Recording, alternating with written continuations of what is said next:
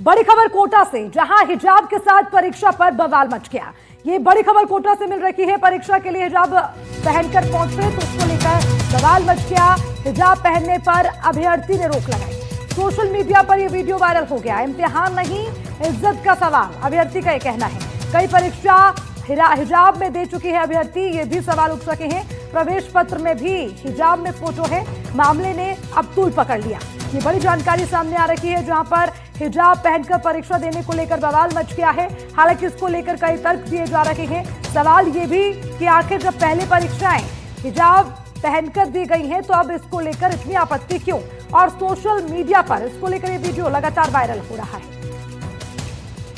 18 जनवरी 2026 को REET mains level 2 social studies का मेरा पेपर था, जिसका centre Tilak senior secondary school Mahavir Nagar Kota आया था। मैं वहां 1 बजे पहुंच गई थी। मेरा ड्रेस कोड भी नियमों के अनुसार ही सलवार सूट और चुन्नी था। चुन्नी को मैंने हिजाब की तरह सिर पर लिया हुआ था। उसमें मेरा चेहरा खुला हुआ था। वहाँ के पुलिस कर्मियों में महिला कांस्टेबल द्वारा मुझे चेक किया गया। सभी डॉक्यूमेंट वेरिफिकेशन के बाद जब प्रवेश की बारी आई तो सेंटर सुप्रिटेंडेंट ने मुझे नियमों का हवाला देते हुए प्रवेश से वंचित कर दिया। जबकि मैंने रीट प्री एग्ज़ाम भी हिजाब में ही दिया था। मेरे एडमिट कार्ड में भी हिजाब वाला ही फ़ोटो लगा हुआ था।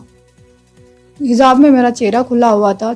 मैंने सेंटर सुप्रिटेंडेंट से रिक्वेस्ट भी किया कि मेरे चेहरे के साथ साथ मैं अपने कान भी खोल सकती हूँ, बस आप मुझे परीक्षा में बैठने की अनुमति दें। लेकिन सेंटर सुप्रिटेंडेंट की हठधर्मिता के कारण मुझे इस परीक्षा से वंचित होना पड़ा। ये महिला की गरिमा का सवाल है। अगर कोई महिला प्रतियोगी अभ्यर्थी किसी प्रतियोगी परीक्षा में सिर्फ से चुन्नी हटाकर बैठने में, परीक्षा देने में असहज महसूस करती हैं तो किसी भी सेंटर सुप्रिटेंडेंट द्वारा उसे बाध्य नहीं किया जाए। तो वहीं हिजाब पहनकर परीक्षा देने पहुंचे अभ्यर्थी को लेकर सामने आए विवाद पर कोटा के अतिरिक्त जिला कलेक्टर वीरेंद्र यादव ने स्थिति स्पष्ट की। अतिरिक्त जिला कलेक्टर ने कहा कि परीक्षा बोर्ड द्वारा स्पष्ट गाइडलाइंस जारी कर दी गई हैं, जिनके तहत परीक्षा केंद्र पर नियमों का पालन कराया जाना अनिवार्य है। उन्हीं दिशा निर्देश के अनुसार केंद्र प्रशासन ने कार्रवाई की।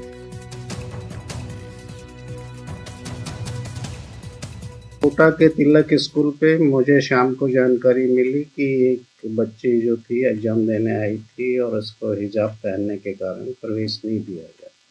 सेंटर सुप्रिटेंडेंट से जानकारी ली तो उसने बताया कि उसने हिजाब पहन रखा था और कर्मचारी चयन की जो गाइडलाइन है उसके अनुसार स्कार्फ वगैरह जिससे आप आपके कान और सिर कवर होते हो वो अलाउ नहीं है। उसको समझाइश की गई कि आप हटा के, लेकिन वो तैयार नहीं हुई और बिना एग्जाम दिए चली। वीडियो सोशल मीडिया पर उसने वायरल करा था। सोशल मीडिया की वीडियो की मुझे जानकारी। गाइडलाइन के अनुरूप ही काम किया है। हाँ, गाइडलाइन के अनुसार उसको समझाइश की गई कि आप हटा लें, कान वगैरह अपने ओपन रखें इसमें, तो वो तैयार नहीं, बिना एग्जाम नहीं चली। और अब इसी खबर पर ज्यादा जानकारी के साथ हमारे संवाददाता सलीम अली हमारे साथ जुड़ गए हैं। सीधा उनका रुख करेंगे। सलीम, जरा समझाइए, जब गाइडलाइंस पहले से तय थी, बोर्ड द्वारा स्पष्ट किया गया था कि परीक्षा केंद्र पर नियमों का पालन अनिवार्य है, तो आखिर ये बवाल कहां से शुरू हुआ? देखिए, मैं आपको बता दूं, ये पूरा मामला कोटा के एक निजी विद्यालय में बने परीक्षा केंद्र से जुड़ा हुआ है। दरअसल ये छात्रा जो सामने आई है बूंदी जिले की निवासी अलीसा है। इससे पहले भी ये हिजाब में बैठकर जो है परीक्षा दे चुकी है। चाहे इससे पहले जो रीट प्री का एग्जाम था वो भी छात्रा ने जो हिजाब पहनकर दिया था। इससे पहले भी उसने कई राजस्थान के जो पेपर थे वो हिजाब पहनकर दिए थे। तो ऐसे में छात्रा जो है परीक्षा देने के लिए हिजाब पहनकर वहां पर पहुंची थी। सुरक्षा कर्मियों ने जो है चेकिंग करने के बाद जो है छात्रा को अंदर जाने दिया, लेकिन वहां जो केंद्र अधीक्षक थे उन्होंने जो है छात्रा को जो है अंदर जाने से रोक दिया और हवाला दिया कि बोर्ड जो नियम है उन नियमों के अनुसार जो है उसे दुपट्टा हटाना होगा। ऐसे में छात्रा ने जो है दुपट्टा हटाने से मना कर दिया। करीब 1 घंटे तक छात्रा जो है वहां केंद्र अधीक्षक से बहसबाजी करती रही। परिवार के लोग जो है गुहार लगाते रहे, लेकिन केंद्र से जो अधीक्षक थे उन्होंने बोर्ड की गाइडलाइंस का जो हवाला देते हुए सवाल वही है। अतिरिक्त जिला कलेक्टर कह रहे हैं कि परीक्षा बोर्ड द्वारा गाइडलाइंस जारी कर दी गई, तो क्या अभ्यर्थी को इसकी जानकारी नहीं थी? क्योंकि जो नियम है उसी के तहत कार्रवाई हुई है। ये बात प्रशासन की ओर से कही जा रही है। बिल्कुल, प्रशासन ने अपनी स्थिति साफ तौर से स्पष्ट कर दी है कि बोर्ड द्वारा इस प्रकार से जो है हिजाब का अनुमति नहीं दी थी, इसलिए उसको अलाउ नहीं किया।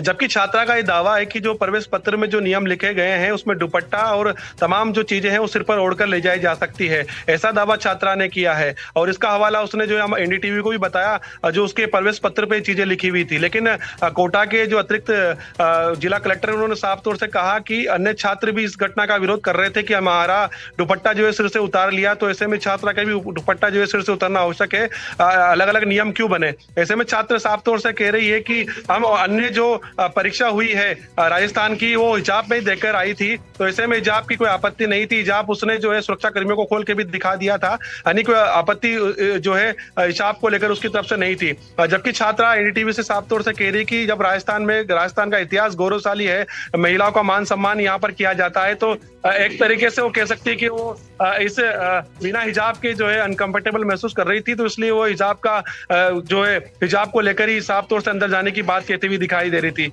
लेकिन अब छात्रा ने वीडियो वायरल कर दिया है। वीडियो वायरल करने के बाद जो है लगातार जो पूरा मामला जो है रीट परीक्षा इम्तिहान नहीं, ये इज्जत का सवाल है। आखिर इस बात को क्यों जोड़ा गया? क्योंकि ये तो एक प्रोसेस है जो फॉलो करना है, चाहे कोई भी अभ्यर्थी हो उनके लिए नियम बराबर है, तो आखिर फिर से ये एंगल देने की जरूरत कहां से आन पड़ी? और सलीम जरा ये भी समझाइए कि जो प्रशासन की ओर से हवाला दिया जा रहा है, क्या वो गाइडलाइंस उनके पास है या खाली इस मामले को निपटाने के लिए तमाम चीजों को सेट किया जा रहा है? ये जो स्थिति है ये कैसे क्लियर हो पाएगी, क्योंकि दोनों पक्ष अपनी बात रख रहे हैं। देखिए, प्रशासन की अगर बात की जाए तो कोटा के जो अतिरिक्त जिला कलेक्टर है वीरेंद्र यादव, उनका साफ तौर से कहना है कि गाइडलाइंस इस प्रकार से कोई हमारे पास मौजूद नहीं है और हमने जो है गाइडलाइंस का हवाला देते हुए उसे बाहर निकाला। वहीं जबकि छात्रा का अपना वाला दावा है कि उसका जो प्रवेश पत्र है उस प्रवेश पत्र में साफ तौर से लिखा हुआ है कि दुपट्टा लगाकर यानी दुपट्टा ओढ़कर जो है छात्रा मतलब जो अभ्यर्थी वो परीक्षा केंद्र पर पहुंच सकते हैं, ऐसा दावा छात्रा ने किया है। हमने भी खुद भी देखा कि प्रवेश पत्र में इस प्रकार की गाइडलाइंस लिखी हुई है। लेकिन महत्वपूर्ण बात यह है कि जो जितने भी जो छात्र वहां पर मौजूद थे, चाहे वो अन्य वर्ग के हो, सभी के जो दुपट्टा वहां पर हटाया गया। यानी ये एक ही छात्रा नहीं, इससे पहले भी जो दूसरे छात्र थे या छात्राएं थे उनके सबके दुपट्टा वहां पर प्रशासन ने हटाकर उन्हें एंट्री दी, यानी बिना दुपट्टे के जो है छात्रों की एंट्री दी गई। लेकिन ये केवल एक ही छात्रा थी जो साफ तौर से कह रही थी जो मेरा ये ओनली फॉर दुपट्टा ही है, किसी प्रकार का कोई हिजाब नहीं है।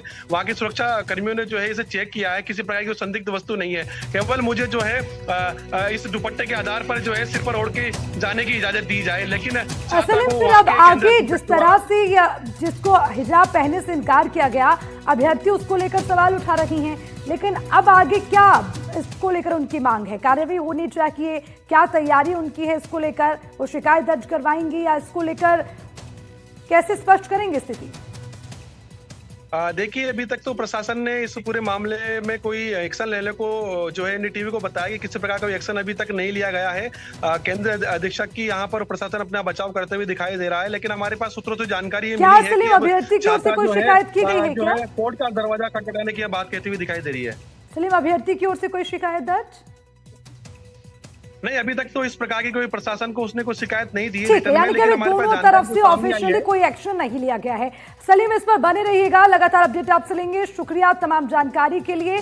तो निश्चित तौर पर सवाल उठ रहे हैं, लेकिन कार्रवाई भी जरूरी, प्रशासन का दावा। अब आगे देखना होगा क्या कार्रवाई इसमें की जाएगी। कोटा के अतिरिक्त जिला कलेक्टर का बयान, जिसको लेकर लगातार ये बात निकलकर सामने आ रही है।